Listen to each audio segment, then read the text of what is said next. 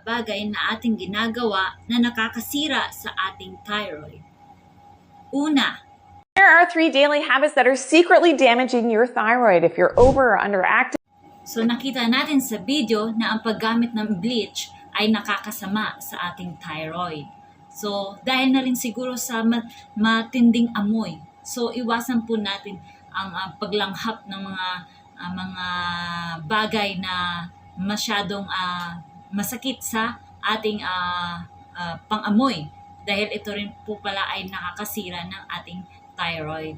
At andyan yung mga pintura, di ba? So andyan yung mga disinfectant, lalo na ako, I experienced before sa abroad na yung amo ko talaga is nagpapagamit ng disinfectant sa floor, yung tinatawag na dito. Sobrang sangsang sa ilong yung amoy nun kapag inano mo siya sa mop, tapos ililinis sa sahig. So yun, iwasan pala natin makalanghap ng matitinding amoy. So yun po.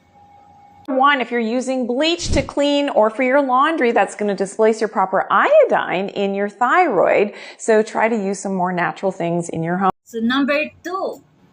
2, if you're sitting in front of a screen all day, those light signals from your screen are sending the wrong signals to your thyroid. Number 2 is yung paggamit ng cellphone. So, ako guilty talaga ako dyan dahil syempre day and night gumagamit ako ng cellphone tapos hindi ako aware na may effect din pala talaga ang radiation ng cellphone, lalo ng signal. Kaya yung amo ko sa Hong Kong that time na kahit yung wifi nila pinapatay nila kasi yung radiation nga daw. Tapos yung phone kailangan patayin din. Ginagawa ko din siya pero nakakalimutan ko. Lalo na yung phone nilalagay natin sa malapit sa ulo, 'di ba? Kaya kailangan natin yung phone medyo natin limit time at saka kung kailangan naman na na hindi gamitin is i-off na lang bago matulog. So yun. Try to sit by an open window if you can, work outside under natural light, and maybe cover up your thyroid with a scarf. So kailangan din pala na kapag gumagamit ka ng cellphone at mataas yung awareness mo or health conscious mo talaga, kailangan mo lang din na tabunan daw yung iyong leeg ng scarf. Tapos lower na rin din yung brightness ng ating mga cellphone. Number 3 is holding your cell phone too close to your thyroid gland. Pangatlo. Ito ay related din sa cellphone na kung saan sa paggamit mong cellphone, lalo na sa pagtawag, ito po ay merong EMF, electromagnetic field. So, i-search nyo na lang po kung ano po yun.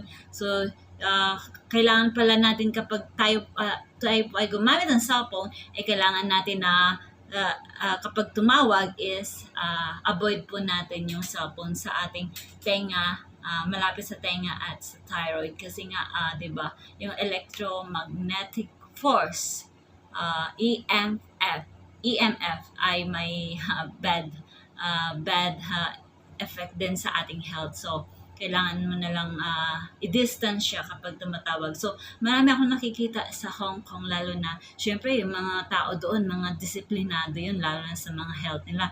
Health conscious yun, more on, talaga sila, balanced diet, more on gulay, at talagang very nutritious yung mga pagkain nila doon at aware sila sa kanilang mga health. So, yun. Kapag nakikita ko sila, kapag tumatawag sila sa cellphone, gumaganon sila. Yung hindi yung normal. Tapos napapaisip ako, bakit ganun sila tumawag or gumamit ng cellphone kapag may tumatawag or tatawag sila, nakaganon yung cellphone nila. So, yun nga.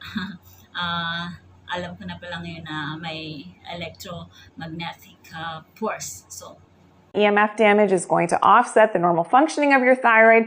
Try to always keep your phone at a distance from your thyroid gland.